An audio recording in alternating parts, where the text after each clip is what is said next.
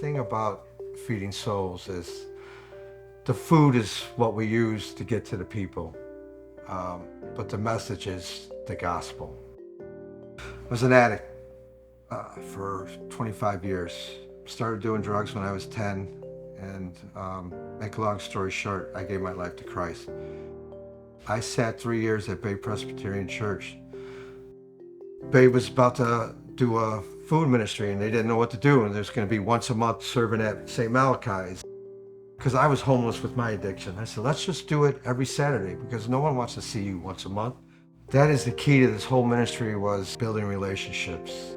I was in Bible study with Brian, and at the time we were doing a study at the church with the Petersons about raising godly children. And they said children who grow up to have faith in their lives had a few common elements, and one of them was serving with their parents. And so my wife and I started looking for ways that we could serve together, and I talked to Brian. He said, well, why don't you bring him down to start serving with us at St. Malachi?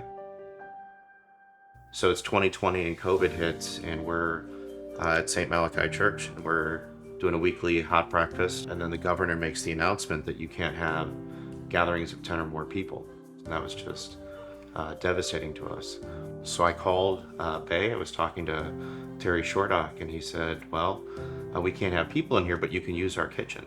And so Brian and I put our heads together and figured out how to take a sit-down meal into a mobile ministry.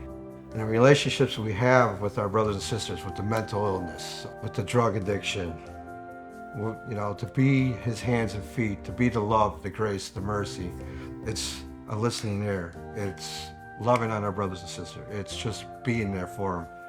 So we prepare the food here, and then we go out and do deliveries in the community.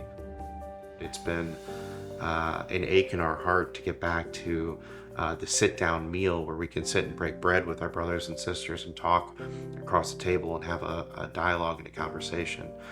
And so we started the dialogues. We having conversations with Keon, and then later on with Jack. And we're super excited that we're going to be able to get back to that with Bridge CLE. And what's amazing is just answering that first call to serve and having that desire to serve. God transformed my heart. You don't need special training to answer God's call. You don't need to go to a specific class. He's going to equip you. So many people over the years, when we didn't have a piece or didn't know what we were doing, came into the story and filled in a blank or taught us what we needed to know. And so if you're sitting in the pew and thinking, I don't know where to begin, I don't know where to start, I don't have this talent or that skill, I'd say just start somewhere, plug in somewhere, and God will fill in the blanks.